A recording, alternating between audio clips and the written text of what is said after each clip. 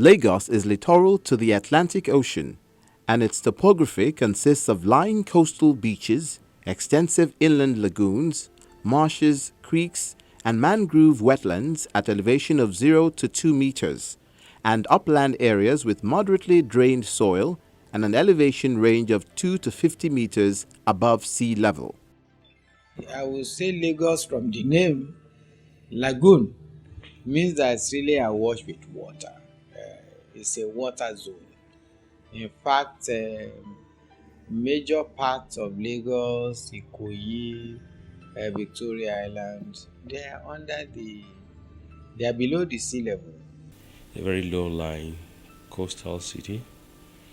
In fact, if you look at the topography, the highest point in the state itself is in the range of about 40 meters above mean sea level. So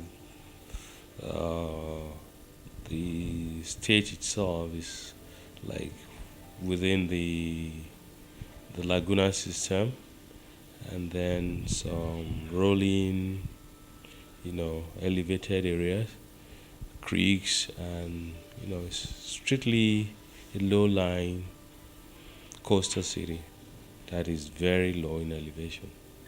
Rivers that drain into the Lagos Lagoon and water bodies include Osun River, Owo River, Oworu River, and significantly Ogun River.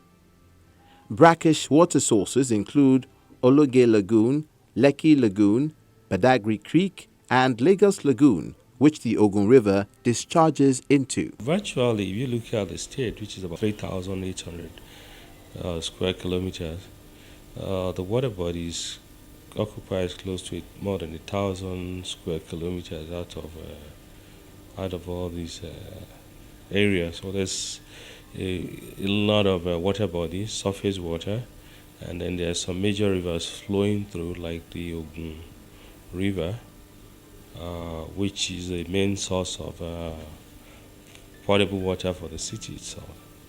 And then you have towards Ekpe, you have another river system entering into the Laguna system. But directly, there's no water that flows directly into the ocean.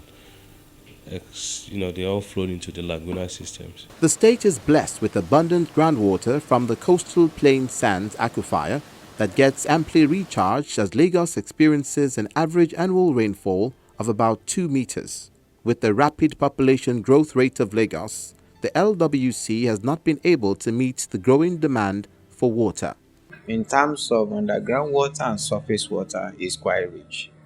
But I must say this, that these waters, whether underground or surface, have been abused over the years because of industries which had not treated their effluent the way they should have. With the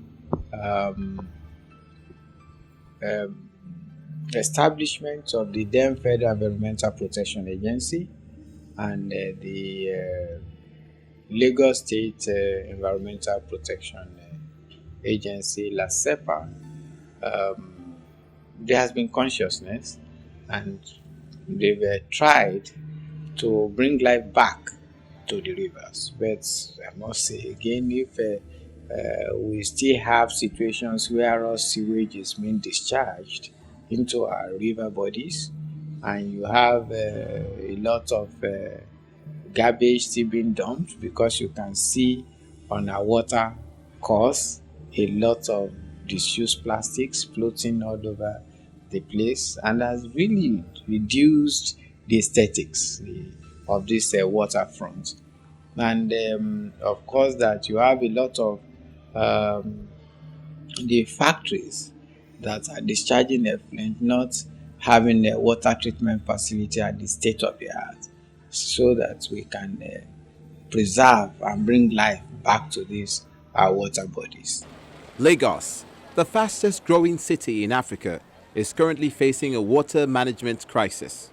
Due to poor planning, lack of adequate infrastructure, insufficient funds, and regulatory framework, there is a vast demand gap. If there's going to be any crisis in the city, the first crisis may have to do with the crisis of water. And how? The city is big enough. but the wastewater management is very poor. And this wastewater find their ways into the groundwater. And even boreholes are not properly decommissioned. So the threat to the groundwater level is too high.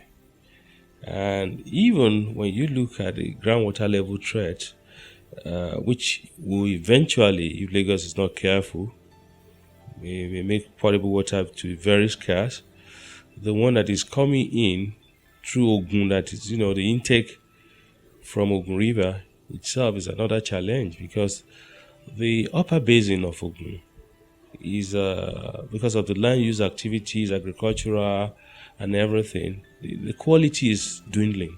The quality is not as good as it is. And then there are a lot of issues of saline intrusion or backwash of saline water into the intake area. So there are a lot of issues here which must be properly managed. If not, the city may have its problems or its hands full when it comes to providing water. Because as it is now, groundwater takes care of close to 50-60% of the water that is being used in Lagos. So, and if the groundwater is polluted, the aquifer nobody is monitoring. We don't know how much the recharge rate and everything. And the issue of saline intrusion into the aquifers is very paramount, is there. And there's a need to do a very big study, and even local boreholes, individuals digging boreholes, there's a need for control and knowledge about what is being done. Or else managing the water system may be chaotic. Moreover, it is reported that less than 10% of the population in the state is being served by the public water agency, Lagos Water Corporation.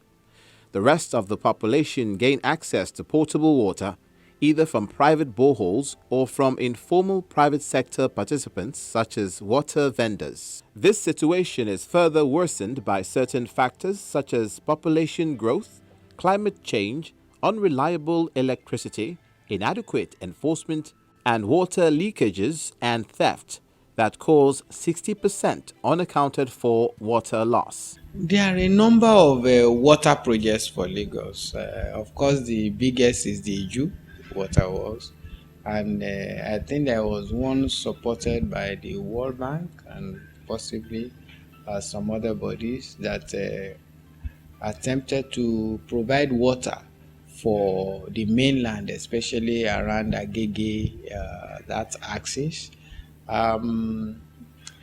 It started well. It started well because I could remember in the 90s and maybe early 20s, I lived in Agege, and we had potable water, which means the infrastructure is there. But by and large now, I don't know how many homes really has municipal water supply. Most of us, we just point the hole and we start getting ourselves water. That's not healthy for the future of our water resource. The effort we need to make is to have many of the Jews or expand the Jew and provide the infrastructure that can enable us clearly deal with the water supply situation in Nigeria. We do not have any excuse not to have municipal water supply. There are many models that can be used, but right now I'm not in any form of authority to determine what happens in terms of water supply, but I think if we are creative about it, every home, every household in Lagos should have municipal potable water supply.